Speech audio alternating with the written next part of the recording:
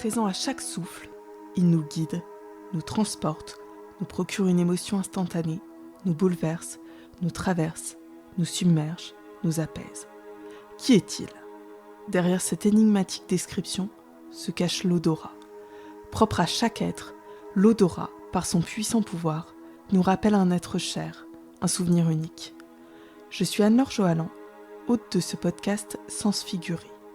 Depuis l'enfance et de manière indescriptible, j'ai ressenti intensément les émotions et les odeurs. Mon histoire personnelle est mêlée d'images, mais aussi d'odeurs, me rappelant mes origines, des galettes de ma grand-mère le mercredi midi, à l'odeur rassurante du figuier les soirs d'été.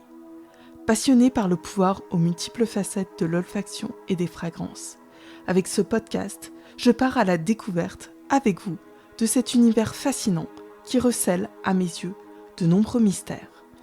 Avec Sens figuré, je vous emmène à la rencontre de ceux qui, enfants, ressentaient les odeurs avec une sensibilité exacerbée pour poser un doux regard sur le monde, qui ont osé, un jour, à la faveur d'une rencontre, d'un élan du cœur, d'un saut dans l'inconnu, dans l'irrationnel, dans l'imperceptible, tracer un sillage différent de celui qu'ils avaient imaginé jusqu'alors. Ils ont osé faire vibrer et réveiller ce qui était présent au plus profond de leur âme, convaincus que les senteurs pouvaient transformer leur vie et celle des autres. Avec Sens figuré, je vous emmène avant tout à la rencontre de passionnés de parfums, de senteurs, de fragrances qui vous transporteront pour un voyage olfactif au cœur de vos émotions. Inspirez, sentez, ressentez et découvrez.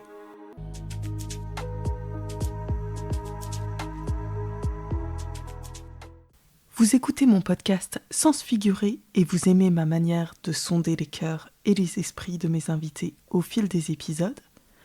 Dans la lignée de ce podcast, je propose d'écrire ou d'enregistrer pour vous, poser des émotions sur vous, votre parcours, vos créations, fidèles à l'approche que vous pouvez percevoir via Sens figuré. Je propose également des coachings personnalisés, de retour à la connaissance de soi, pour faire des choix en conscience et atteindre avec sérénité vos réalisations et vos objectifs.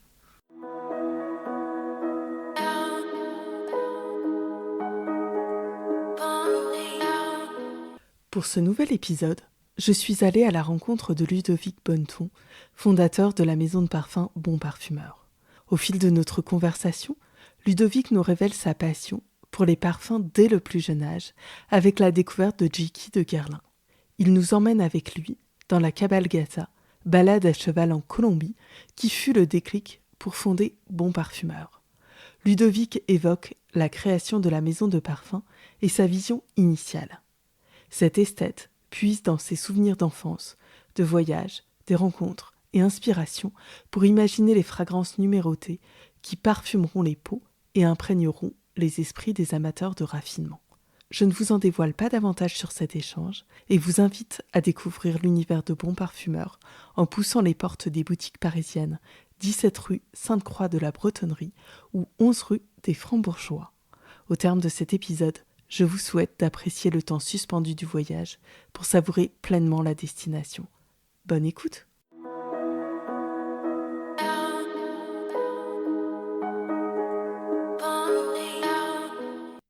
Bonjour Ludovic. Bonjour alors. Je te remercie sincèrement d'être le nouvel invité de mon podcast Sens figuré. Alors pour commencer, je vais te poser ma traditionnelle question. Si tu devais te décrire par un parfum, ça peut être un parfum Bon Parfumeur ou autre, ou par une odeur, quel serait-il ou quelle serait-elle et pourquoi ? Ben moi je vais te dire que je serais bois narcotique chez Bon Parfumeur. Et Ouais, pourquoi ? je suis une overdose de poivre avec une note d'encens euh, qui, euh, qui vient de mon inspiration à l'origine. C'est une promenade en forêt après un torrent de pluie. Et si j'étais un parfum, bah oui, je serais bois narcotique parce que je trouve que c'est un parfum qui est très addictif, très intense, très beau, et qui me ramène à toute mon enfance et un peu toute ma vie, en fait.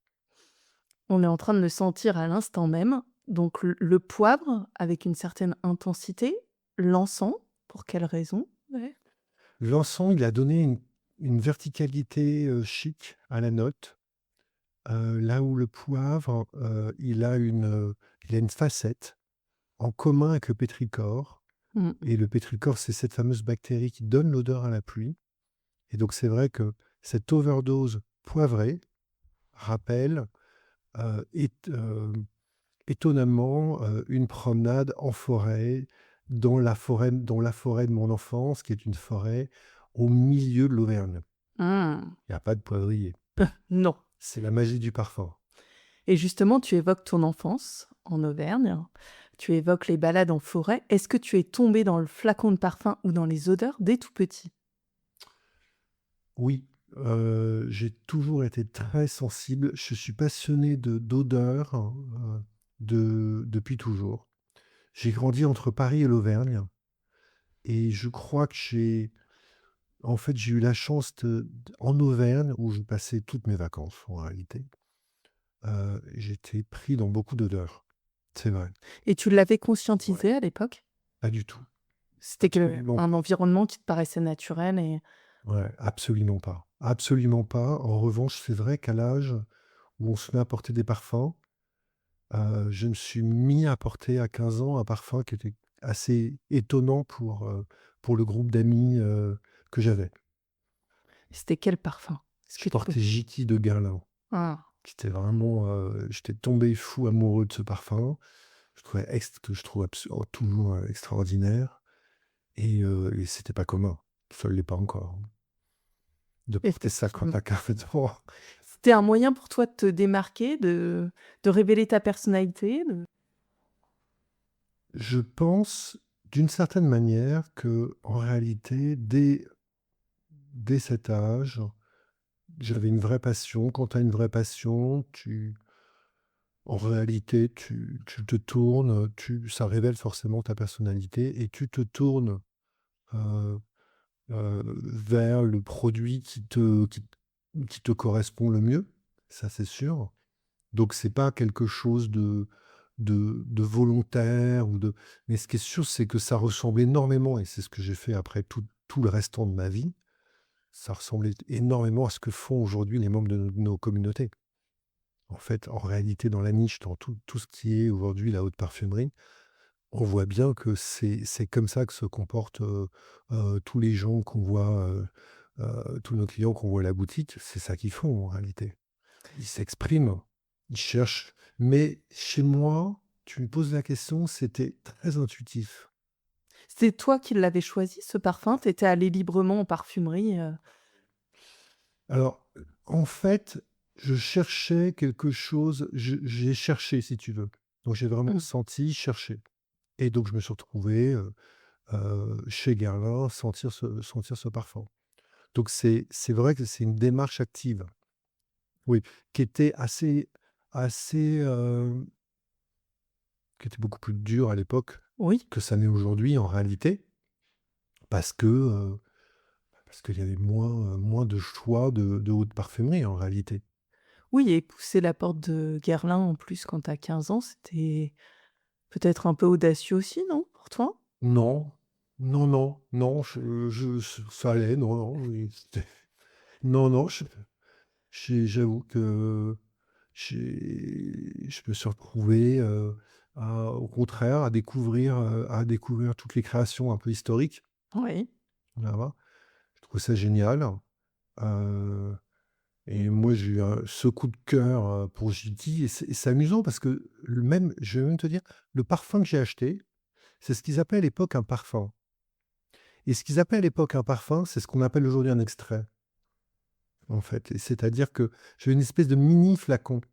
D'accord. J'ai j'ai, heu, j'ai quelqu'un au bureau qui travaille avec moi, qui est adorable et qui a fait un long apprentissage et en partant, elle a acheté sur internet un flacon historique de Jiki.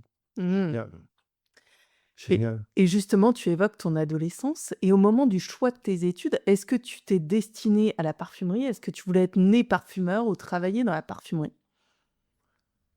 Pas du tout, pas du tout, je voulais travailler dans Je voulais travailler dans l'art déjà, je voulais travailler dans la création. En fait, j'ai toujours voulu travailler dans la création et c'est ce que j'ai fait finalement. J'ai toujours voulu créer. Je suis, c'est ce que j'aurais fait toute ma vie. J'ai créé, voilà.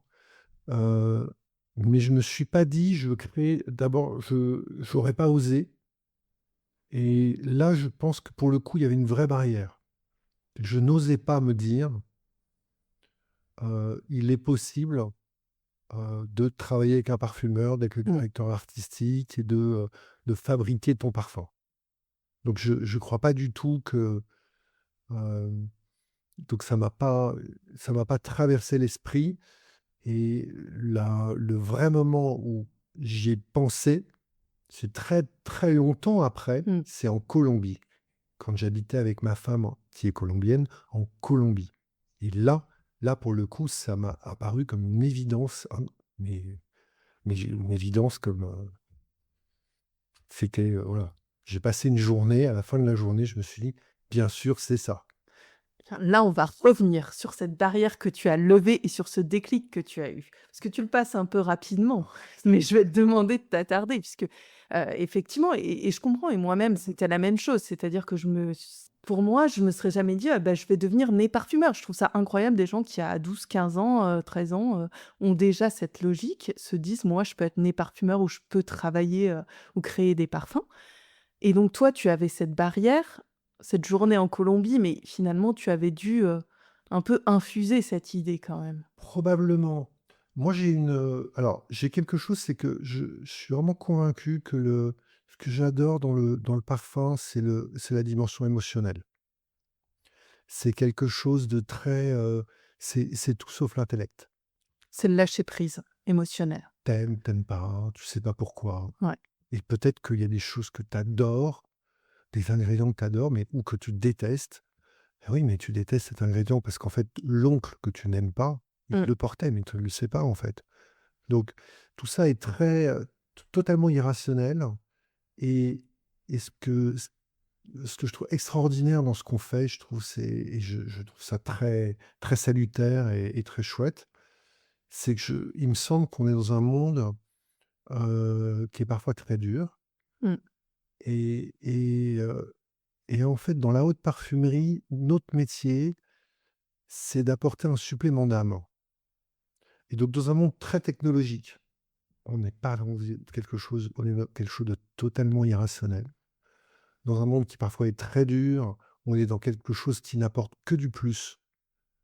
Ça te permet d'avoir des moments tristes sont moins tristes, tes moments joyeux sont plus joyeux. Les ta vie est plus dense, plus intense.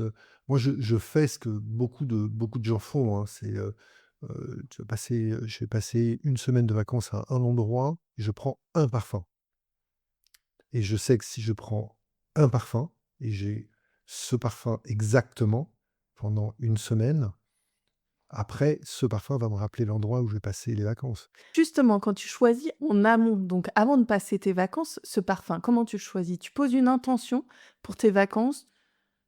Écoute, alors d'abord, la vérité, c'est que je le fais plus maintenant parce que je peux plus, parce que je teste des parfums. Mais quand je le faisais, oui, je pose une intention. Ouais, je pose clairement une intention.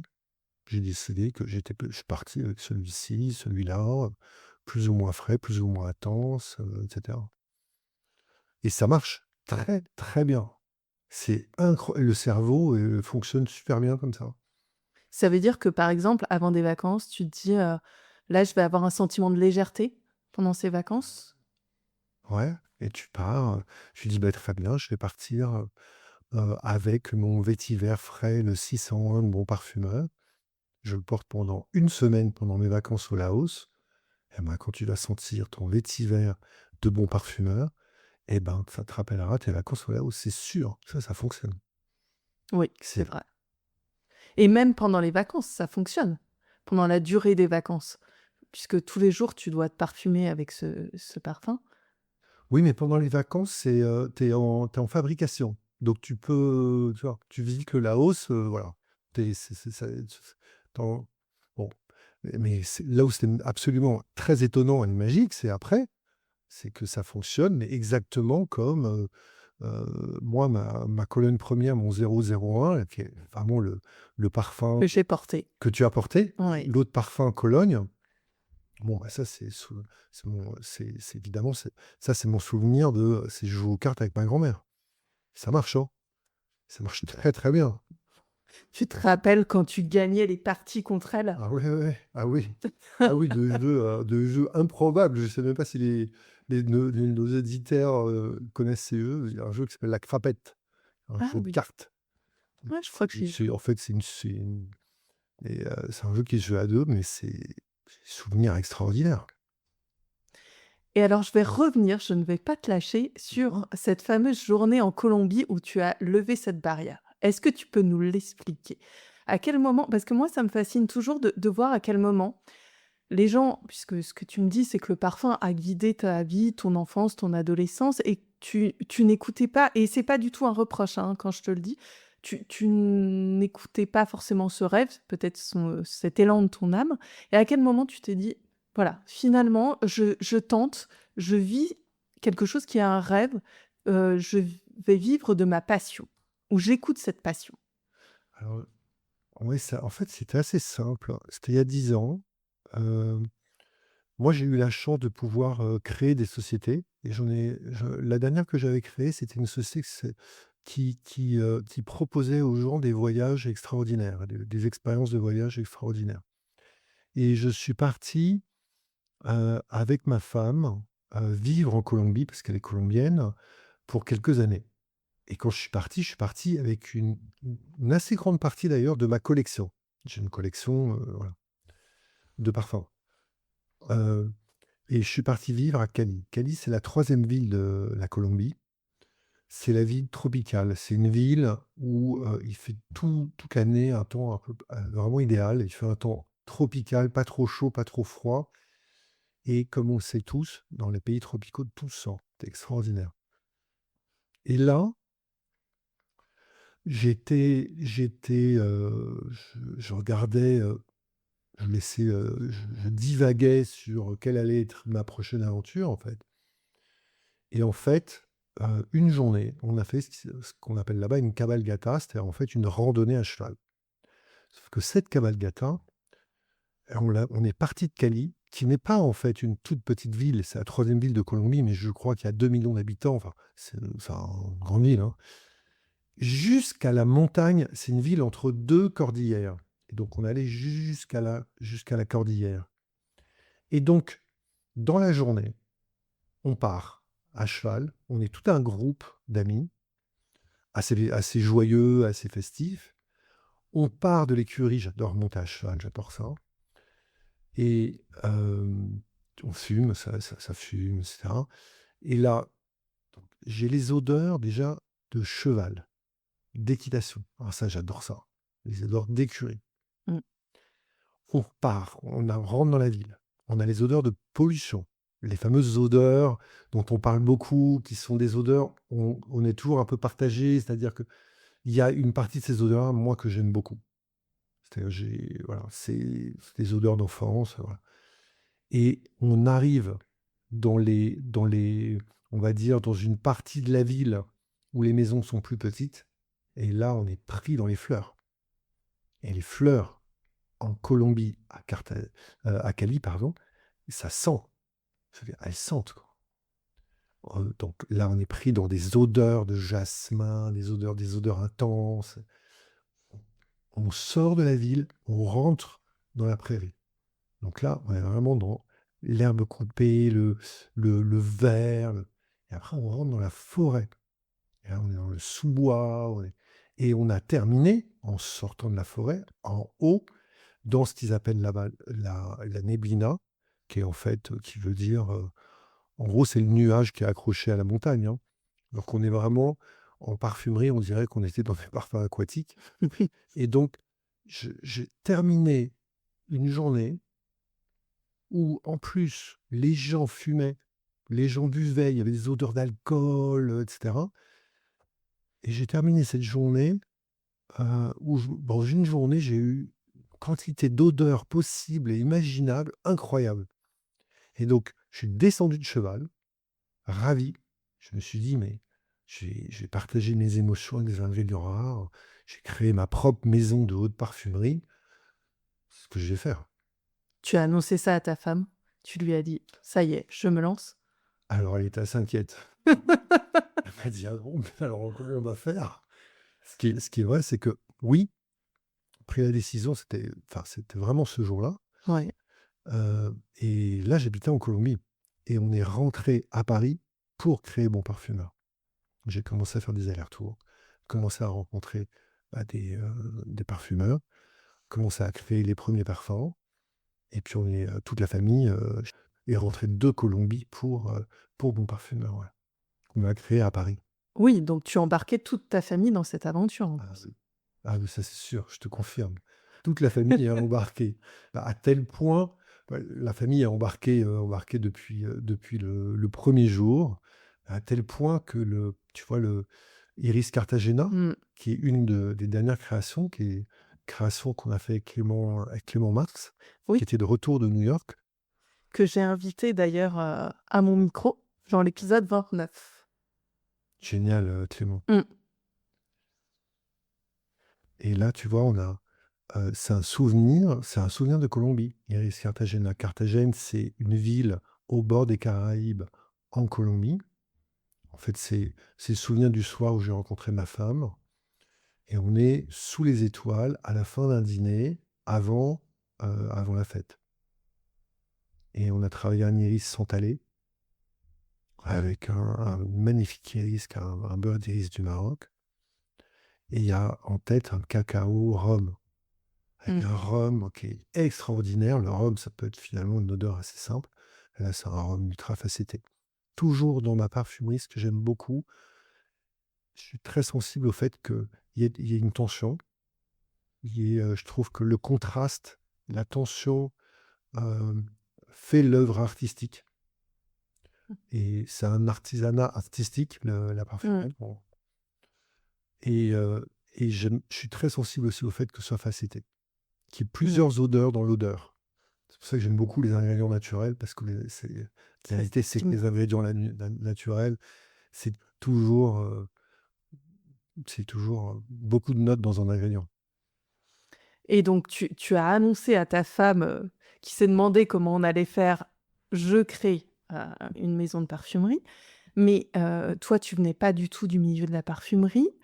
C'est un milieu qui peut paraître intimidant au départ. Comment est-ce que tu avais visualisé déjà que tu voulais faire de la parfumerie de niche? Est-ce que tu avais une visualisation un peu précise de ce que tu voulais créer? Et comment est-ce que tu t'es formé aussi à la parfumerie?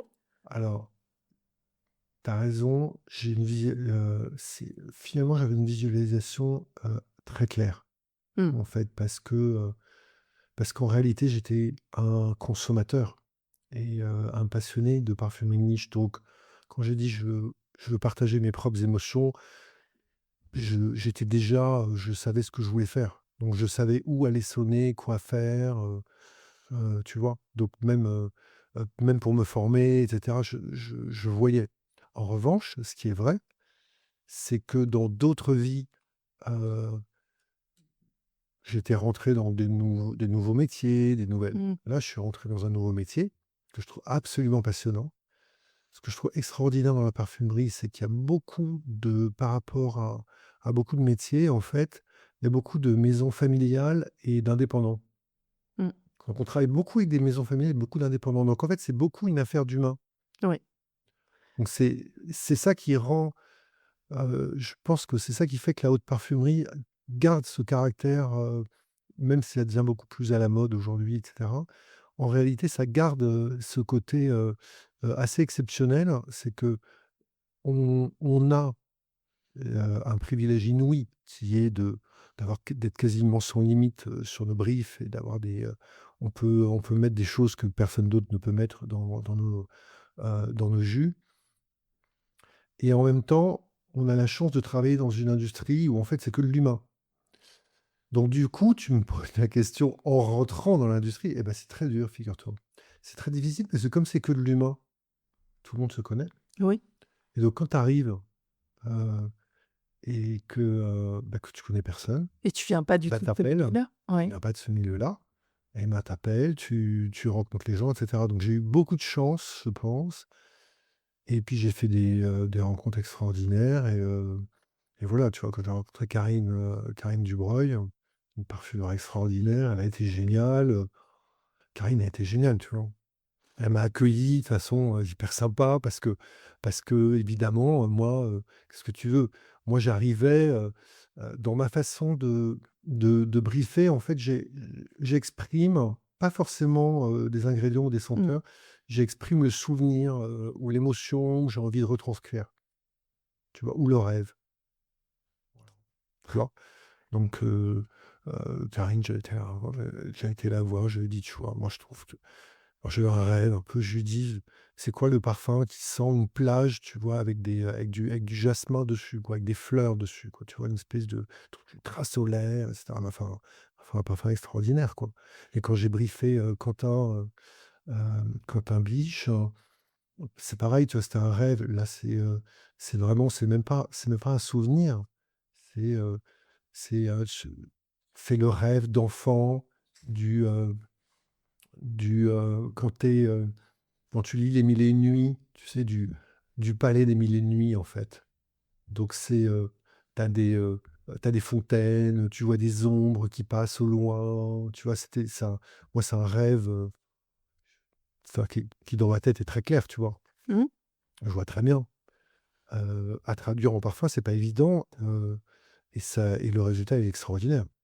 Effectivement, on est en Ouais, train de le sentir, à l'instant même. tu vois? Mais je pense que aussi, en venant pas du tout du milieu de la parfumerie, donc en n'ayant pas des termes forcément techniques ou en parlant pas de matières premières, tu laisses peut-être plus de créativité aussi, aux parfumeurs finalement. Alors probablement, oui, c'est vrai, heu, mais je pense que c'est le propre de la je pense que c'est notre rôle dans la haute parfumerie. Mmh. C'est-à-dire que la haute en fait, on doit laisser plus de créativité, aux parfumeurs, plus de moyens. Ils peuvent mettre des plus belles matières, Mmh. hem et nous, on a cette chance, si tu veux, de jamais enfin, en tout cas, moi, c'est ce que je fais, mais j'ai beaucoup d'amis qui font pareil. C'est On se pose jamais vraiment la question de savoir, un tel va pas aimer et cetera. En fait, on est en train de se demander si ça traduit cette émotion ou ça la traduit pas. Mais mon Iris Cartagena, est-ce qu'il me traduit l'émotion d'être vraiment, au début de cette fête à Carthagène, tu vois? Mais je me pose même pas la question. Il se trouve que c'est le numéro un maintenant de la marque, c'est un carton absolu, mais je me pose pas la question de me dire: «Oui, mais alors, c'est un gourmand, c'est bien parce qu'en fait, c'est un gourmand sec», je sais pas quoi. On n'a pas besoin de ça, en fait, parce qu'on a des collections, tu vois? On a une gamme Mmh. collection, les gens vont bien trouver ce qu'ils aiment en réalité. J'ai même repris, tu sais, sur Bon Parfumeur, tu vois? On est connu pour être un peu la gamme des numéros Oui, parce qu'en fait, depuis justement, le je début voulais l'évoquer. Pourquoi ces numéros? et parce que je trouve fascinant et extrêmement sexy ce côté, des parfumeurs de mettre des numéros quand tu échanges les modes et ce qu'on appelle les Ouais. modes, quoi. C'est-à-dire, il te fait un essai et puis il se met toujours, il te met voilà, c'est la 6C, c'est la 6D et cetera. Il y a des numéros et donc du coup, j'ai repris ça en mettant des numéros par famille olfactive pour être ultra simple, pour être une vraie maison de collection. C'est-à-dire que, les 6 qui sont verts chez nous, c'est les boisés. Le 601, c'est le premier, le 602, c'est le deuxième, e les 0, c'est les eaux de parfum Cologne, les 100, c'est les floraux et c'est très amusant parce que je me suis aperçu que, d'abord, beaucoup de gens, en réalité, beaucoup de gens, sont, clients, de la maison parce que parce qu'ils aiment le parfum. Donc ils savent même pas le code, ils le connaissent pas. En revanche, les fans de la maison connaissent très bien le code et on a beaucoup de fans. C'est-à-dire on a des gens qui ont beaucoup de parfums de chez nous et qui Mmh. en ont dans leur famille et là, pour le coup, ils connaissent et ils l'utilisent. C'est assez rigolo parce que c'est vrai que si, le mari de madame porte, un boisé, le 601, en fait, En fait, ce qu'elle fait, c'est qu'elle lui offre le 602, en fait. La suite. Ouais, c'est ça, presque la suite ou le mais évidemment, il y a une logique dans mon idée, il y avait cette logique-là, qui est une logique de collection, qui est, heu, qui est une pure logique de collection. D'accord, donc tu veux dire que les gens offrent la suite de la couleur, enfin ou la suite, des numéros? Bah, disons que tu es dans la famille, Ouais, donc tu comprends, si tu es très sensible si ce que tu aimes, en fait, c'est des boisés et ben, on peut te faire essayer un autre boisé. mais moi des fois j'aime bien sortir de ma zone de confort. Comme je t'ai dit, j'ai C'est porté le 001 et j'ai porté à la fois le 702. ce qu'on fait en boutique. Ouais, j'aime bien On fait aussi. en boutique tout le temps, tout le temps.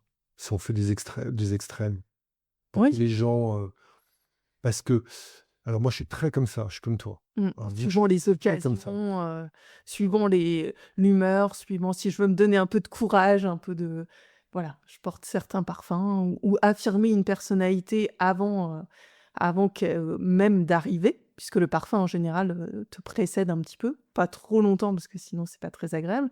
Mais tu m'avais dit par exemple, toi je te vois bien avec des boisés. Oui, mais ce qui est vrai, c'est que toi, tu as des goûts éclectiques. Je crois que et moi, je suis comme toi, c'est-à-dire que c'est vraiment les extrêmes absolus. Mmh. Je suis très fan on a une Cologne Yuzu extraordinaire, très à la fois très verte, très, bain d'agrumes, mais très, très fraîche et on est en train on a des extraits ultra intenses et on est même en train de préparer des nou on dit le nom? On va dire le nom quand même, hein. Ah, allez, On prépare des élixirs d'accord. vraiment intenses et moi j'aime les 2 Oui. et je m'aperçois que j'ai beaucoup de gens autour de moi et dans la communauté qui aiment les 2. Effectivement, suivant les occasions, parfois on a envie de légèreté et parfois on a envie de plus, d'introspection aussi, Mmh. suivant les occasions et effectivement, tu as choisi ces numéros, ces couleurs aussi et vos flacons sont très épurés. Finalement, le flacon en verre, lui, est très épuré. Le flacon alors, j'ai toujours travaillé en direct avec les artistes. Donc les artistes, c'est les parfumeurs, mais c'est pareil pour les designs, si tu veux. C'est-à-dire que c'est c'est directement, des designers qui sont toujours les mêmes d'ailleurs. C'est pareil pour les photos qu'on fait, et cetera. On travaille en direct avec je travaille toujours en direct avec les artistes, donc c'est vrai que là, ce que je voulais, c'est quelque chose qui soit très, très contemporain. Et qui Mmh, reste contemporain puisque c'était en ouais. 2017 donc Mmh. le contemporain de 2017 ne pourrait ne pas être le contemporain de 2026 et il se trouve que c'est un pari réussi. Ouais, ouais, ouais, non, non, moi je te remercie, c'est chouette. C'est vrai que le, on se renouvelle constamment Mmh. dans cet exercice, tu vois? Et à chaque fois, les choses bougent un petit peu, évoluent, et cetera, pour, rester, très contemporain. Mais c'est vrai que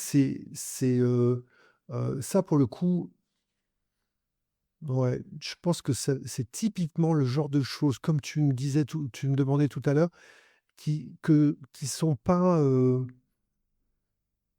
je le pensais pas de façon rationnelle ou consciente avant, mais en fait, j'ai toujours voulu quelque chose de contemporain avec un savoir-faire ancestral, finalement.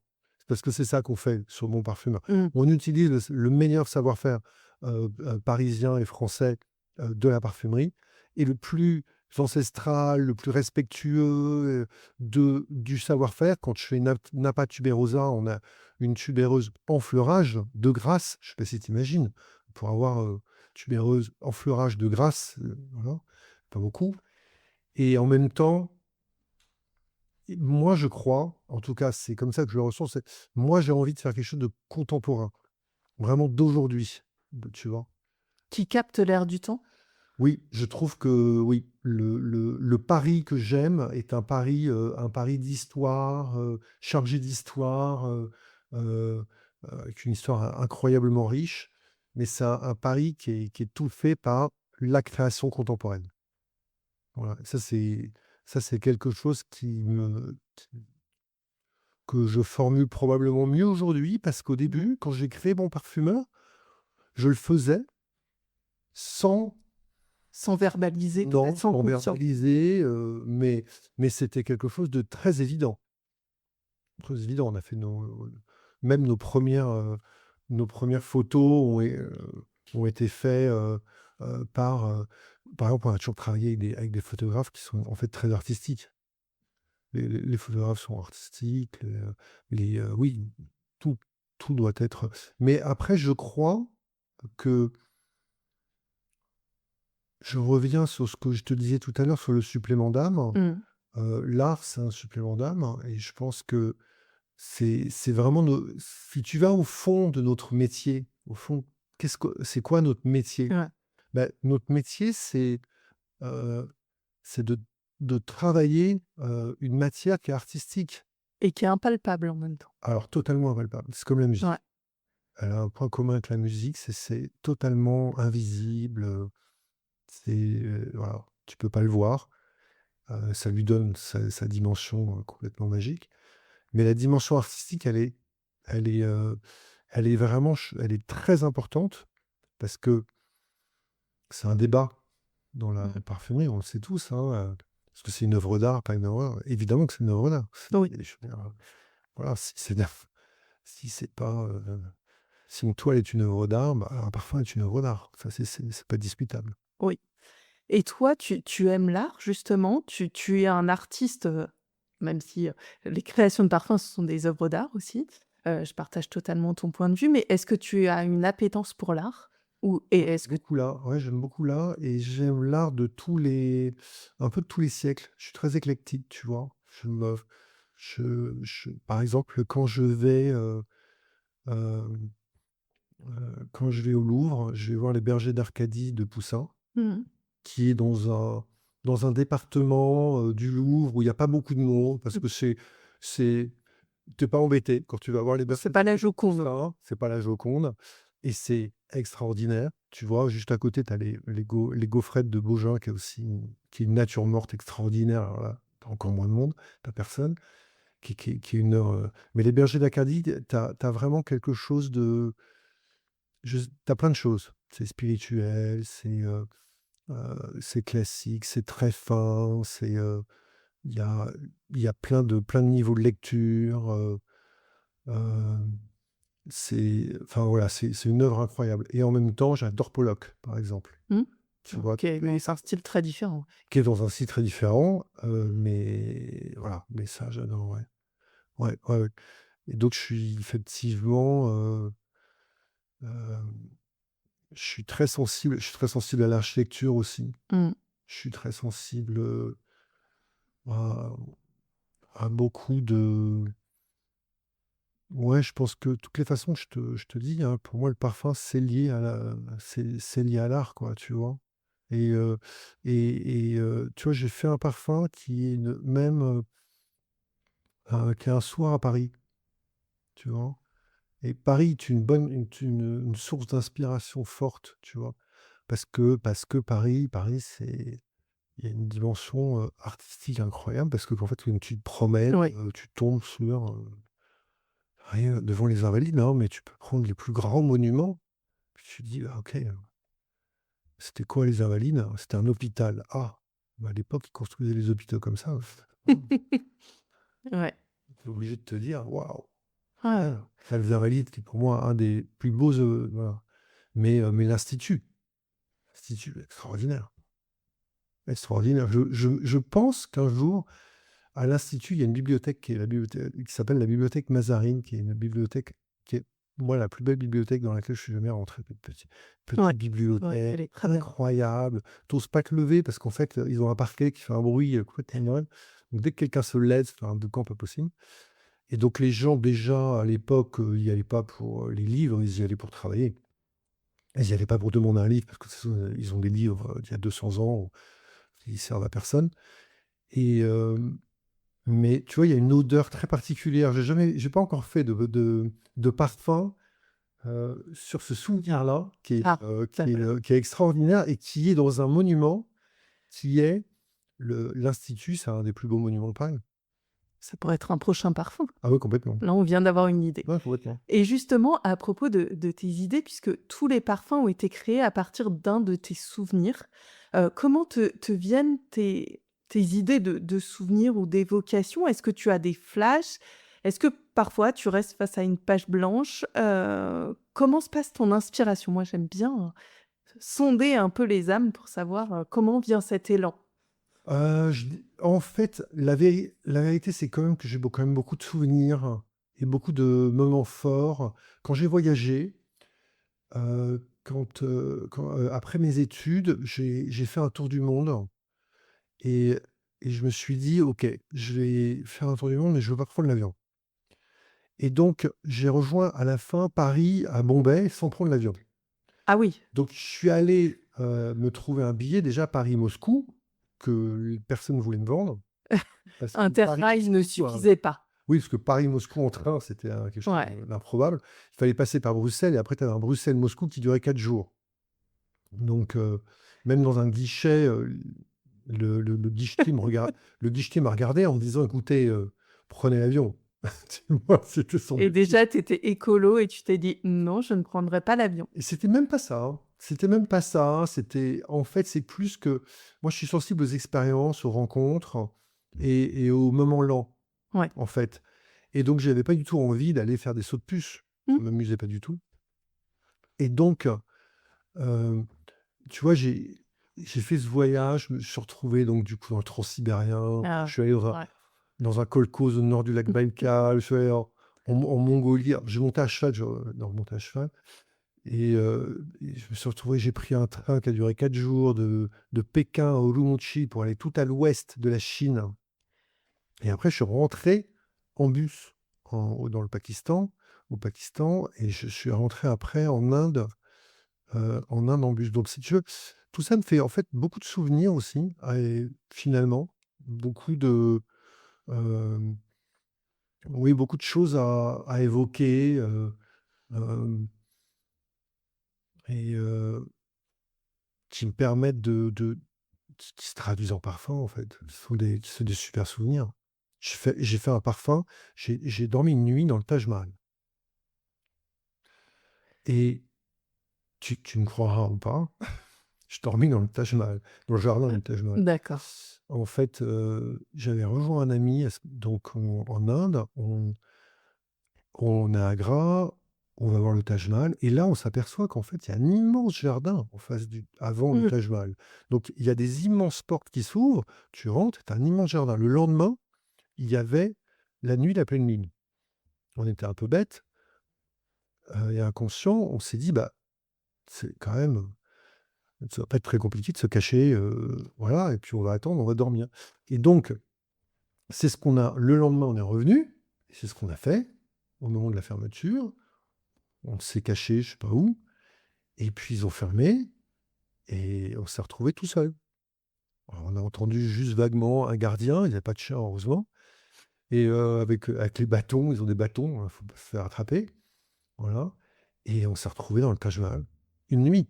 Tu te rends compte du truc? C'est Mmh. mythique. C'est-à-dire qu'on a eu la lune qui passait, qui a changé du Taj Mahal d'un côté à un autre et enfin vraiment et qui éclairait le Taj Mahal. C'est sublimissime, c'est un des plus beaux bâtiments du monde. Oui, oui. C'est imbattable. Alors l'histoire dans l'histoire qui est marrante, c'est qu'au moment où on était en train de sortir, on s'est dit: «OK, bon, bah, c'est bon, on se regardait, ça y est, on peut y aller». À ce moment-là, on entend l'énorme porte se réouvrir. On se dit: «Merde, c'est quoi ce truc?» Alors on se recache et en fait, du coup, on n'a pas bien regardé, mais pendant 1 heure, il doit y avoir les nuits de pleine lune, probablement. Ça se trouve, le gouvernement, emmène en quelque sorte des VIP, des ambassadeurs, probablement pour des visites privées. Il doit y avoir des visites privées, donc il devait y avoir une visite privée, il devait y avoir quelque chose comme ça. Donc on a dû attendre 1 heure que les portes se ferment. On était un peu stressés pendant le parfum qui en est sorti est un parfum, qui est, quand même assez, il y a un trio d'épices dedans. Bah, c'est assez épicé, quoi, hein. On l'a appelé marbre rouge. Ça Ah, Tuyau d'accord, c'est ce c'est un parfum qui fait peur. Oui, mmh. oui. Je le ressentirais avec Tu cette ah oui, expérience. et je peux te dire et c'est donc c'est vrai que j'ai plein de souvenirs donc pour fabriquer mes parfums, j'ai plein de souvenirs, tu vois? J'en ai qui tu vois, j'aime beaucoup le ballet. J'ai découvert le ballet, heu, complètement par hasard, à l'occasion d'une fête où il y avait un ballet et je pensais que ça allait être très ennuyeux et je me suis aperçu de quelque chose, c'était, je vais pas dire de bêtises, c'était Manon. C'était Manon avec Sylvie Guillem et en fait, ce qui a je me suis aperçu de quelque chose qui ne m'a jamais trahi depuis, que dans un ballet, il y a toujours un moment de grâce. C'est-à-dire vraiment, il y a un moment où il y a un moment de donc quasiment tous les ballets que je vais voir, j'ai ça et en fait, entre nous, c'est ce que je cherche. C'est la même chose que dans une exposition. Dans une exposition, je suis pas très scolaire, je me promène et je cherche un moment de grâce où je regarde un tableau et je me dis: «Ah, il y a quelque chose de magnifique». Tu vois? Et heu et pareil, bah, il y a le 401 qui est une inspiration, le ballet, tu vois? J'ai beaucoup de en fait, j'ai pris tout simplement des inspirations de choses que j'aime, de choses de ma vie, hein. Oui, tu t'inspires au quotidien, Ouais, effectivement. ouais, ouais, ouais, Ouais. ouais. Donc, C'est sympa. oui, C'est un métier sympa. oui, et tu ne regrettes pas d'avoir levé cette barrière? Ah non, ah pas du tout. Et je pense que ça a pas été dur de lever cette barrière parce qu'en fait, c'est pas tellement qu'il y avait une barrière, c'est que je pense que quand j'étais jeune, ce dont on parlait tout à l'heure, je me disais pas je pouvais pas imaginer en fait que j'allais, créer une maison de parfum. Mais après avoir été collectionneur et être déjà en réalité «dedans» entre Mmh. guillemets, les choses sont devenues beaucoup plus évidentes. La route, s'est ouverte, et tu as eu ce moment de grâce, justement, là aussi. Oui, oui, exactement. Cette journée-là, que je te décrivais tout à l'heure, oui, c'est ça. Est-ce que toi, tu crois justement au divin, au moment de grâce, ou Ah oui, complètement. Ah oui, moi je crois complètement qu'il y a des moments suspendus. et tu Ouais, les écoutes? Tu écoutes leurs enseignements? bah, je devrais, j'essaye mais tu as raison, j'essaye. J'essaye, mais j'y crois énormément. Je pense qu'il faut les écouter, que les choses fonctionnent bien quand on écoute, en fait, les choses fonctionnent bien, la vérité, quand on va là où on doit être. Effectivement. Donc il faut, je te parlais de voyage tout à l'heure, tu vois? Je trouve que il y a une manière de voyager l'avantage quand tu voyages lent, Mmh. c'est que tu fais ça naturellement, tu vois? J'avais décidé de prendre, dans le voyage que je te décris, qui a duré, presque 2 ans, en fait, j'avais décidé de prendre peu de photos et donc je prenais des photos que de gens. Parce qu'à la fin, c'est que des rencontres. Oui. C'est pas tellement une affaire de paysage. Des paysages, d'autres prendront les plus belles photos d'ailleurs. Ce sont surtout les rencontres avec les gens, finalement, dans les voyages. Parce que parfois, tu peux être Ouais. émerveillé. Enfin, le Taj Mahal, quand même, quand tu vois le monument, Mmh. tu es quand même émerveillé. Le Taj Mahal, c'est dingue. Le Temple d'or à Amritsar, hem, comme bâtiment, mais le reste de mes souvenirs, c'est, un galop, dans la steppe mongole, c'est de galoper, dans le nord du lac Baïkal, et c'est après, des souvenirs avec des gens, mais des souvenirs, incroyables. Des mais même, tu vois, j'ai beaucoup pris le train, donc je jouais aux cartes Mmh. et donc j'avais un jeu de cartes assez simple que m'avait appris un Russe. Je parlais pas un mot de russe, je parlais, 10 mots de russe. Mais bon, quand tu as le temps, tu as le temps de tout. Mmh. Je sais pas comment tu te débrouilles, tu comprends tout. Oui. J'avais sympathisé avec au fin fond de la steppe mongole, j'avais réussi avec quelques mots de russe et zéro mot de mongol, à comprendre que je discutais avec un ancien pompier qui avait fait ses études à Saint-Pétersbourg, qui avait un PhD, de sciences, c'est un truc complètement dingue. Il était revenu, il était pompier et à la retraite, il était parti dans la steppe à élever des moutons, élever des moutons. Voilà, quand tu as le temps, bah, en fait, c'est comme ça, tu comprends tout. Et donc je reviens à mes histoires de jeux de cartes. Je, un Russe m'avait appris un jeu de cartes j'ai joué à ce jeu de cartes avec plein de gens. Dans le train que j'ai pris entre Pékin et l'ouest de la Chine, Urumqi, qui durait 4 jours quand même, hein. Mmh. Tu as le temps, hein. Je me souviens avoir appris ce jeu à un Chinois, je ne comprenais pas un mot de ce qu'il me disait, je l'ai battu la première fois, et il m'a battu toutes les autres fois. Je me suis dit, le type est incroyable. C'était tellement drôle. Il était super content, c'était drôlissime, drôlissime. Tu nous as emmenés donc dans tes voyages et dans tes voyages olfactifs, effectivement. On va terminer, cette interview. Si tu devais décrire notre interview par un parfum ou une odeur, ou éventuellement un voyage olfactif, quel serait-il ou quelle serait-elle et pourquoi? Oh, je dirais... hmm, je dirais que c'était une interview ambrée, pour plein de qualités, pour toutes les qualités qu'elle a eues. Elle est chaude, t'as envie elle est cocoon. C'était confortable pour toi. Ouais, ouais, ouais. C'était un moment J'ai introspectif adoré. aussi. Je te remercie, Ludovic, pour cet échange. Je te remercie de nous avoir emmenés à la fois dans ton univers, dans des moments aussi d'introspection, de bascule, pour créer Bon Parfumeur et puis dans l'ensemble de tes souvenirs pour créer, cette belle marque, qu'est Bon Parfumeur. Ah bah, merci à toi, merci de m'avoir invité dans ton super podcast. Merci. Cet épisode vous a plu? Je vous remercie sincèrement de l'avoir écouté. N'hésitez pas à en parler autour de vous et à me laisser 5 étoiles et un avis sur votre plateforme d'écoute. Vous souhaitez en savoir plus sur l'invité de cet épisode? Rendez-vous sur la page Instagram de Sens Figuré ou sur mon site internet Lisez, en lien en description de cet épisode. Ensemble, sentons pour que l'olfaction devienne la boussole puissante de nos intuitions sur les êtres que nous sommes et qui nous entourent.